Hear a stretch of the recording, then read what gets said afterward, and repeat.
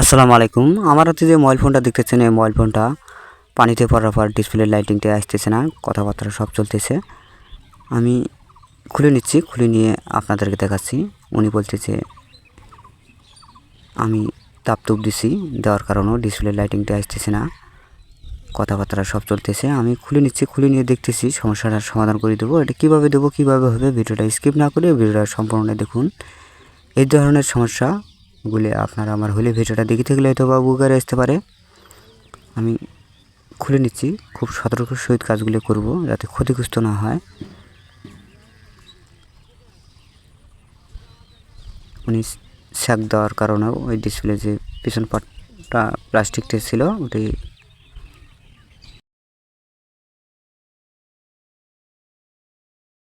হয়েছে। আমি দেখতেছি সমস্যাটার সমাধান হয় কিনা। ভিডিওটা স্কিপ না করে ভিডিওটা ধৈর্য সহকারে দেখুন।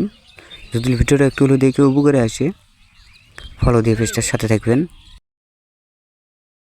প্রথম স্টেপে দেখতেছি ডিসপ্লেটা লাইনগুলি সুন্দর করে সোল্ডারিং করে দিয়ে দেখতেছি সমস্যাটার সমাধান হয় কিনা।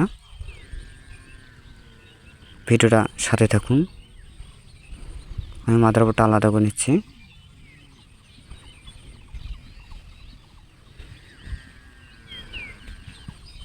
সর্বপ্রথম ডিসপ্লের লাইনগুলি ভালোভাবে রং ধরে দিয়ে দেখতেছি লাইটিংটা আসে কিনা। না এলে জাম্পার দেবো, কোথায় থেকে জাম্পারটা দেবো, কোথায় থেকে কাজটা করব।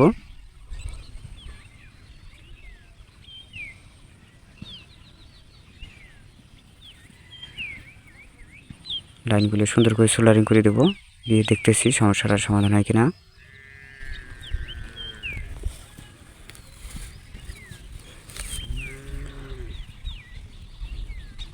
আমি পেস্ট নিচ্ছি, পেস্ট নিয়ে ভালোভাবে রং ধরে দিয়ে দেখতেছি কাজটা হয় কিনা, সেটাও দেখাচ্ছি আপনাদেরকে।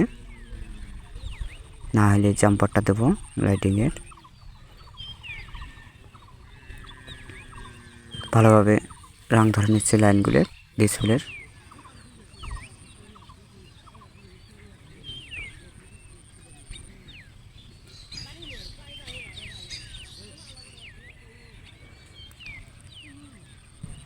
আলহামদুলিল্লাহ সোল্ডারিং করে কাজটা হয়ে গেছে। ডিসপ্লের গ্রাফিক্সটা এসে গেছে। আমি আপনাদেরকে দেখাচ্ছি। সোল্ডারিং করে দিয়ে কাজটা সাকসেস হয়ে গেছে। এই ধরনের নতুন নতুন ভিডিও পেতে পেজটার সাথে থাকবেন। ভালো থাকবেন, সুস্থ থাকবেন। আল্লাহ হাফেজ।